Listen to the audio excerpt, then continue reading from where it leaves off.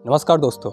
जैसे ही हम एक शब्द के बारे में पढ़ते, सुनते या बोलते हैं नर्क, हम ऐसी काल्पनिक दुनिया के बारे में बातें कर रहे होते हैं जहां पर हम ऐसी चीज़ों की कल्पना करते हैं जैसे खून, आग या मानव जीव की प्रताड़ित चीखें। हम ऐसी चीज़ों की कल्पना और ऐसी दुनिया में इसलिए पहुंच जाते हैं क्योंकि हमने बचपन से टीवी सीरियल्स में या दादी माँ के द्वारा कहानियाँ ही ऐसी पढ़ी सुनी हैं। क्योंकि हमें बचपन से ही इन चीज़ों को बताया गया है तो हमारी कल्पना वहाँ से आगे भी नहीं जाती है। लेकिन क्या वास्तव में ऐसा होता है? ऐसी कोई वास्तव में जगह एग्जिस्ट भी करती है? क्या वास्तव में ऐसा होता है या नहीं? आज की इस वीडियो में हम इसी वास्तविकता के बारे में बातें करेंगे। हर प्राणी स्वतंत्र है अपना कर्म करने में और ईश्वर स्वतंत्र है उस प्राणी को उस कर्म के अनुसार फल देने में। हिंदू धर्म के अनुसार हमारा सुख या दुख हमारे किए गए कार्यों पर निर्भर करता है।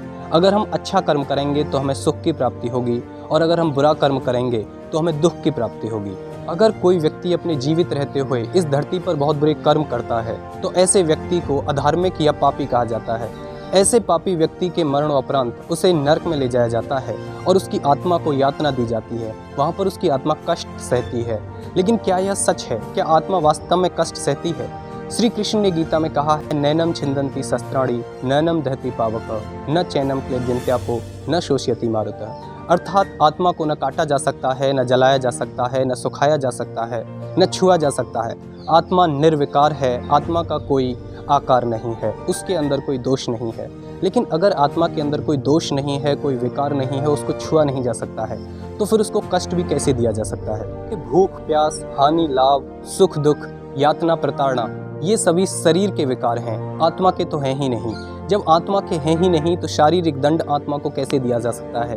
और कहा यह जाता है कि आत्मा को कोई छू भी नहीं सकता। आज के वैज्ञानिक अर्थ में हम आत्मा को एक पवित्र ऊर्जा मानते हैं। हम ये मान लें कि हमारा शरीर एक फैक्ट्री है और आत्मा उस फैक्ट्री में कार्य करने के लिए इसके पुर्जे सही सलामत चलते रहें, कार्यान्वित रहें, इसलिए उसमें ज़रूरी ऊर्जा है। उस ऊर्जा के बिना शरीर का कोई भी अंग अपना कार्य सुचारू रूप से नहीं कर सकता है। सुचारू रूप से करना अलग, अपना कोई अंग हिला भी नहीं सकता है, तो उसके लिए ऊर्जा बेहद ज़रूरी चीज़ है। अगर हम ये मान लें कि किसी शरीर का हिस्सा कट जाता है, किसी जीव का कोई हिस्सा अलग हो जाता है, तो फिर हम देखते हैं कि उसमें ऐसा मालूम पड़ता है जैसे इसमें जान है। अगर हम श्री गीता जी की माने कि आत्मा को कोई काट नहीं सकता है, तो उसके अनुसार बात ये निकलती है कि वहाँ पर आत्मा के दो हिस्से हो गए हैं। लेकिन सच ये नहीं है कि वहाँ आत्मा के दो हिस्से हुए हैं। वहाँ ऊर्जा अलग अलग हिस्सों में पहुँच गई है। जब तक उस हिस्से में ऊर्जा रहेगी तब तक वह हिस्सा तड़पता रहेगा और जैसे ही उस हिस्से से ऊर्जा खत्म हो जाएगी वह हिस्सा तड़पना बंद कर देगा। तो आत्मा एक ऐसी पवित्र ऊर्जा है जो किसी जीव के शरीर को आगे बढ़ाने के लिए, सुचारू रूप से कार्य करने के लिए बेहद आवश्यक ऊर्जा है।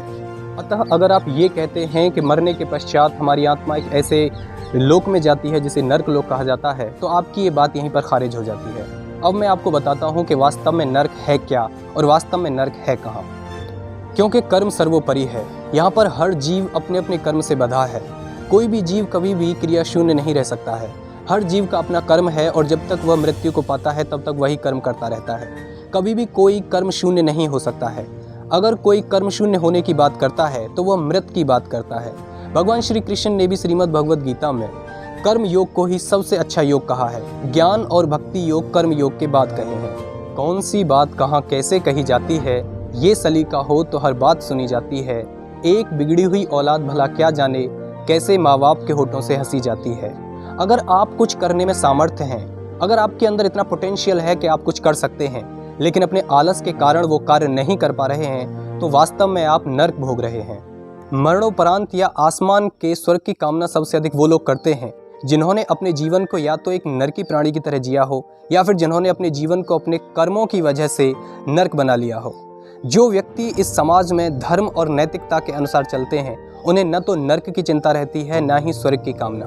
रॉबर्ट फ्रॉस्ट ने अपनी एक पोएम बर्चेज में बहुत ही सुंदर बात कही है। उन्होंने कहा है कि earth is the right place to love, यानी धरती सबसे सुंदर जगह है और इस पर आप बहुत प्यार से एक दूसरे से मिलजुल कर रह सकते हैं, बिल्कुल स्वर्ग की तरह।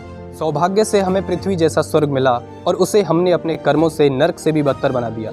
अचंभे की बात यह है कि इस लोक को नर्क बनाकर अब हम उस स्वर्ग लोक की कामना करते हैं जो पूरी तरह से कल्पना पर आधारित है।